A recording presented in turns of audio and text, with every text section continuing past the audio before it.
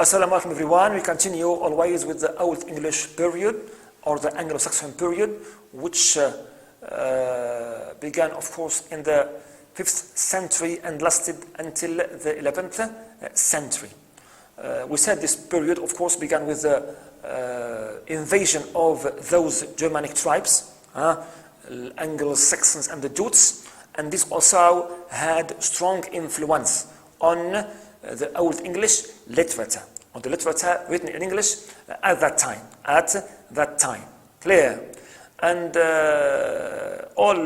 of course, what we can say about this period is that the dominant genre and the widespread form of expression during that period was verse and poetry, and not prose. There were some prose writings, but always poetry was the crown of literature, was the commonest, clear form of literary expression, right, which spread even before the Old English period.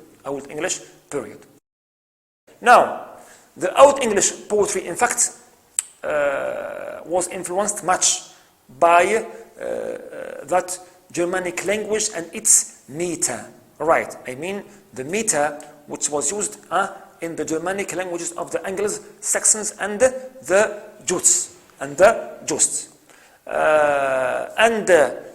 It was written, this poetry, in a single meter based on alliterative verse that used alliteration as the norm, as the main device, clear, instead of relying on the rhyme scheme. Clear? In its structure, it means the Old English poetry was based mainly on the use of alliteration, not the use of rhyme. Okay, mainly the final rhyme. Clear? And also the early verses were based on what we call a four-stress meter with an alliterative link. Always alliteration is present in every line almost, between the two halves of each line. Clear? So, also in this poetry, of Old English poetry, the emphasis was not on producing literary masterpieces, clear, or that mature form of literature, but it was only for narrating stories across, okay, to pass only those stories inherited or narrated by people and audiences, right, to interlocutors. Right, so it was not at that time really, if you can say, a craft of creating and producing mature poetry and literature. Right, not only a matter of narrating stories through those epic poems, those epic verses and poems. Clear? Now, among the major works during this period, which survive until today, we have, of course, the epic poem of Beowulf. Right? Also, we have the Exeter book, also the Genius manuscript, and also the Versailles book. So these were also among the main, right, epic poems, right, which of course existed and represented the Old English period, mainly the epic poem of Beowulf, right. Also, there were two main types of poetry which were widely written and, of course, if you can say, expressed right in the literary scene at the time in the Old English period, or in the Old Anglo-Saxon period.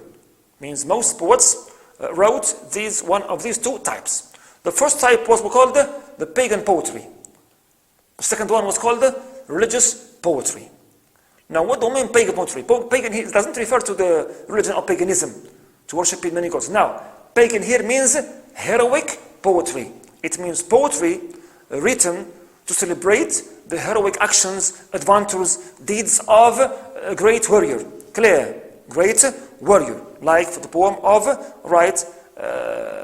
Beowulf, which reflected, of course, the ideals and the glorious principles of society at that time. Beowulf, in fact, included more than 3,000 lines, and it passed first orally from one generation to another. Its writer was unknown, because Beowulf is named after the main character Clear? Not after the writer. The writer of Beowulf or the poet of Beowulf was unknown. Clear? It's an ancient text or poem. And also it was based on folk legends and primitive northern stories about monsters, fighting monsters, heroic deeds, don't know, noble actions, and so on. Right. On the other hand, we have the religious poetry. So the first one was pagan poetry about heroic deeds and adventures of great warriors. Also, there was much poetry about religious issues. Religious issues. Of course, this poetry stemmed its themes and morals and topics from the Bible and the scripture. Scripture means what? The religious texts, whether from the Bible or from any other religious source.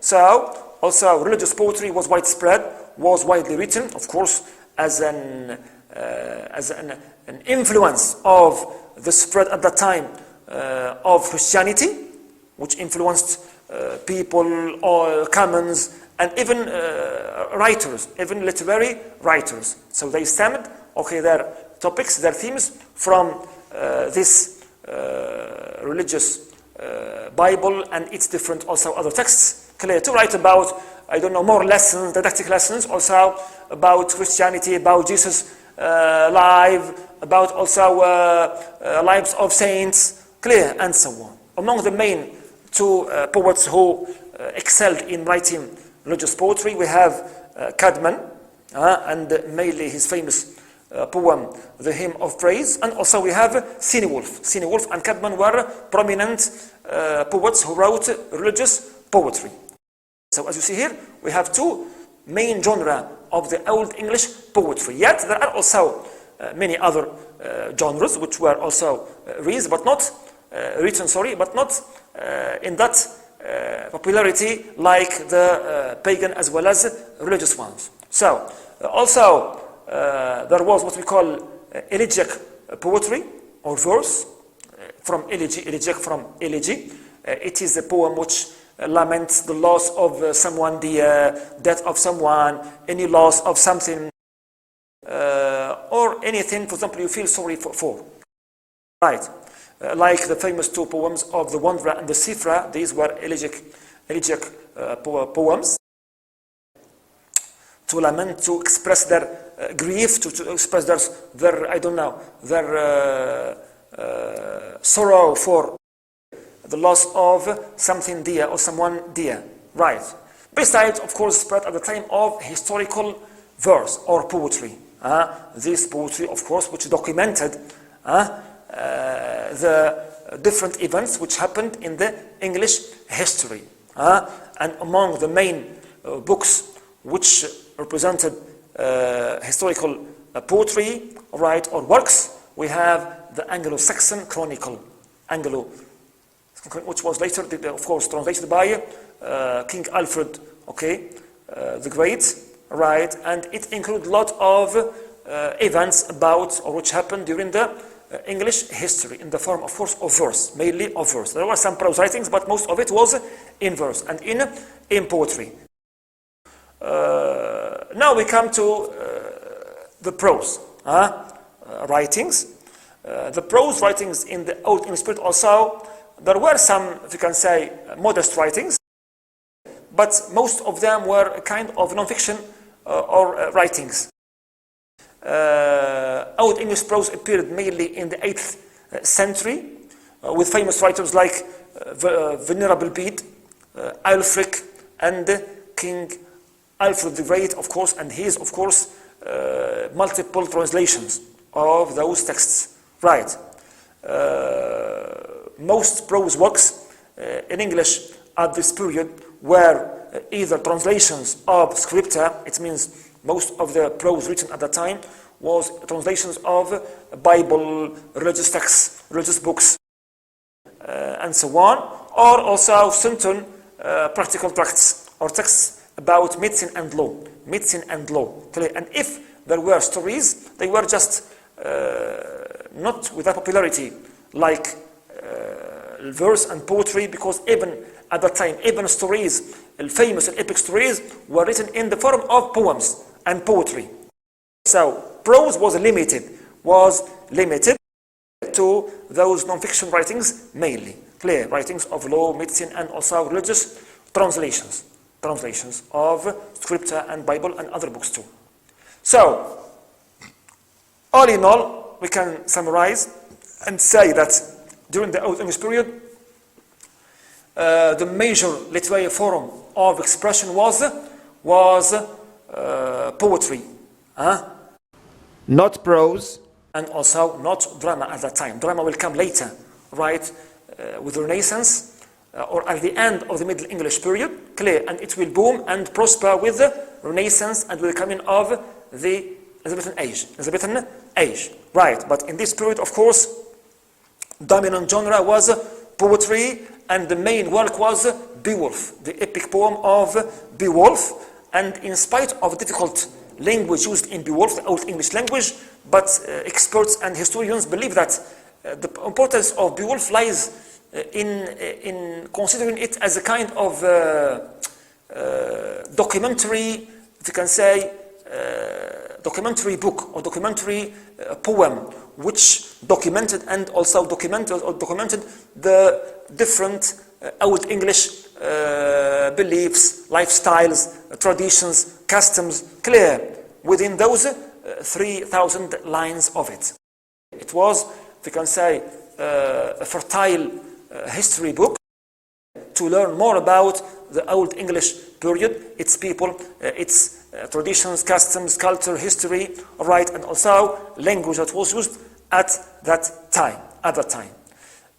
Unfortunately, this Old English period with the Germanic Anglo-Saxon invaders, of course, ended with the coming of another invader who came to colonize England and to end the Anglo-Saxon period. He is the Norman conquest, or it is Norman conquest with King, of course, William of Normandy, who, after defeating the English in the famous Battle of Hastings, he could, of course, control England, right, and, of course, impose the French and the Norman language also and culture in England at the time, mainly from 1066 till 1500. And this is going to be, of course, the next period that we will cover, inshallah, in our next session about the Middle English period, okay, which was characterized mainly by the Norman conquest. Thank you so much.